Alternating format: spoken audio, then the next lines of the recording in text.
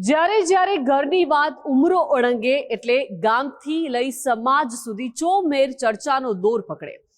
નર્મદા જિલ્લાના ડેડિયાપાડા તાલુકાના વિકાસ અધિકારી જગદીશ સોનીનું પણ અંગત જીવન ડખે ચડ્યું છે। તેમના પત્નીએ યાતનાના આરોપ લગાવ્યા છે, સાથે દહેજના આરોપો લગાવ્યા છે અને સાસુએ તો પુરાવાઓ પણ રજૂ કર્યા છે। શું થયું છે આ ઘટનામાં, જોઈશું આ રિપોર્ટમાં।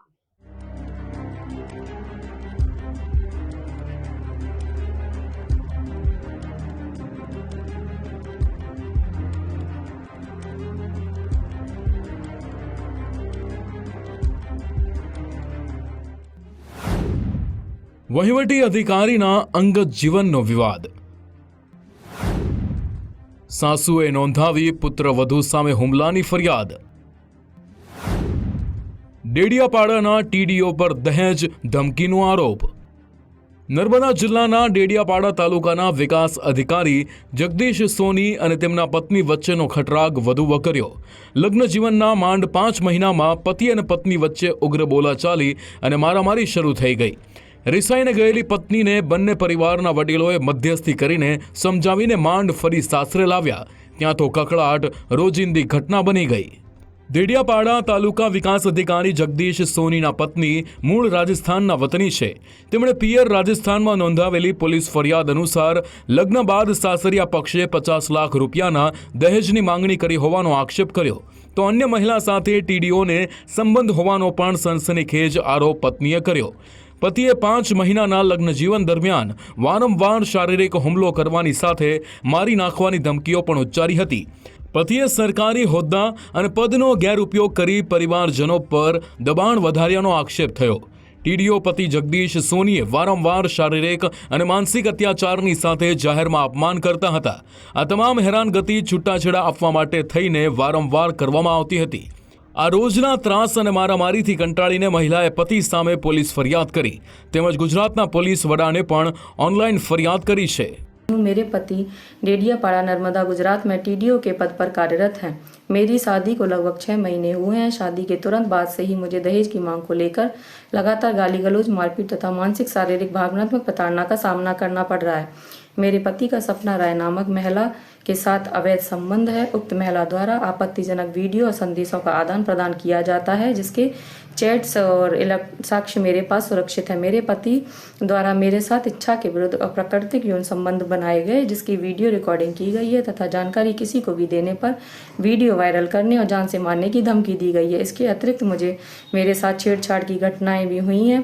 दिनांक 16 दिसंबर 2025 को मेरे साथ मारपीट, गाली गलौज की घटना के बारे में मैंने राजपीपला पुलिस थाने में शिकायत दी थी। 112 181 पर कॉल कर पुलिस को अवगत कराया, परंतु कोई प्रभावी व निष्पक्ष कार्रवाई नहीं की गई। मेरे पति આ મારપીટ અને અસહ્ય યાતનાઓના પુરાવા મોબાઈલમાં હોવાનો ટીડીઓના પત્નીએ દાવો કર્યો, પરંતુ મારામારી સમયે મોબાઈલ તોડીને મોટાભાગના પુરાવા નષ્ટ કરી દેવામાં આવ્યા હતા।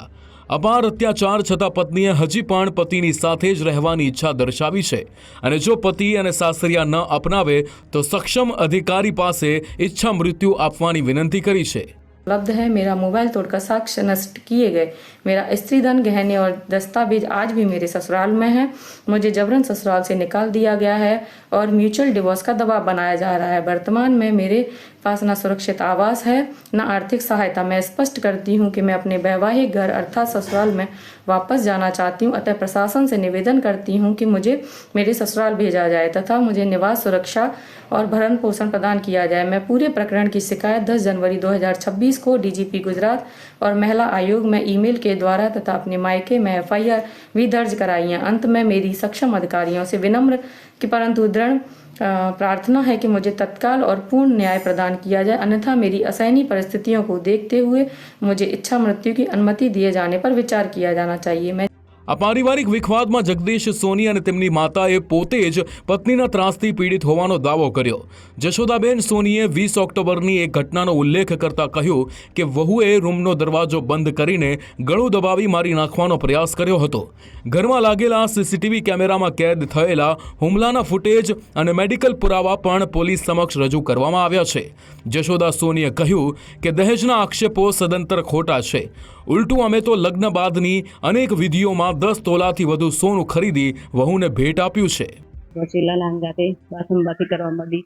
તો દીદી બહારથી કચરો વાળતી આવી અને બેને છૂટા પાડ્યા. વધારે આગળ ઝઘડો ના થાય એટલા માટે મારો દીકરો બહાર જતો રહ્યો. એટલે એ પણ બહાર જઈને આવી અને ઝડપથી ઉજળી વેગી આવી અને મારા રૂમમાં પહેરી ગઈ. હું બેઠી કપડાં બદલાવતી હતી અને મને ધક્કો મારી અને સીધી મારા ઉપર સુઈ જઈ અને મને મારું ગળું દબાયું, માથામાં બધી ટેકા પીટી, આમ પેટ પર ચડી ગઈ, બધું ગળદા પાટના મારીને ટૂંપો દીધો ને આવું બધું વર્તન મારી સાથે કર્યું. પછી મેં જેટલી રાડો પાડી, દીદી બહાર કચરો વાળતા હતા એટલે બારણું ખોલવા માટે જેટલું ખખડાયું પણ અંદરથી સ્ટોપર બંધ કરી દીધી, લોક કરી દીધું. કઈ રીતે બારણું ખુલે? ડેડિયાપાડાના વહીવટી અધિકારીના અંગત જીવનના વિવાદને લઈને સમગ્ર દક્ષિણ ગુજરાતમાં જાતની ચર્ચાઓ શરૂ થઈ છે. બંને પક્ષોએ પોતપોતાના દાવાના સમર્થનમાં ઓડિયો વિડીયો પુરાવા હોવાની પણ વાત કરી છે. આ સંવેદનશીલ કિસ્સામાં પોલીસે સમજાવટ સાથે તપાસ હાથ ધરી છે. સ્ટેશનની અંદર ટીડીઓ ડેડિયાપાડા જગદીશભાઈના માતૃશ્રી જસુદાબેન દેવરાજના રોજ તેમના રાજપીપળાના રહેણાંક મકાને તેમની વહુ પ્રિયંકાબેન દ્વારા તેમને આ જે પૈસાનો હિસાબ તેમના પતિ કમાય છે, પ્રિયંકાબેનના પતિ કમાય છે અને માતા તરીકે તમે હિસાબ રાખો છો જે યોગ્ય નથી, આ હિસાબ મારે જ રાખવાનો હોય તે બાબતની બોલાચાલી. અને એ પહેલાં પણ અવારનવાર નાની મોટી બોલાચાલીના ભાગરૂપે તે દિવસે તેમને પ્રિયંકાબેને આ જશોદાબેનને તેમના રૂમમાં જઈ દરવાજો બંધ કરી તેમના ઉપર ચડી બેસી અને ડીકાપાટનો માર મારેલ અને હાથની ડાબા હાથની આંગળી પકડી અને ખેંચતા એને આંગળીના ભાગે હોસ્પિટલ જઈ સારવાર કરાવતા ફ્રેક્ચર હોવાનું જણાઈ આવેલ છે. એક તરફ પત્નીએ દહેજ અને માનસિક અત્યાચારના આક્ષેપોને હથિયાર બનાવ્યું તો બીજી તરફ સાસુએ શારીરિક હુમલાની ફરિયાદ કરી છે. હાઈ પ્રોફાઇલ સરકારી અધિકારીના પરિવાર સાથે સંકળાયેલા વિખવાદમાં આખરે સત્ય શું છે તે પોલીસની તટસ્થ તપાસ અને કદાચ આગળ કાયદાકીય લડાઈ બાદ જ સ્પષ્ટ થશે. આશીષ પટેલ, ગુજરાત ફર્સ્ટ, નર્મદા.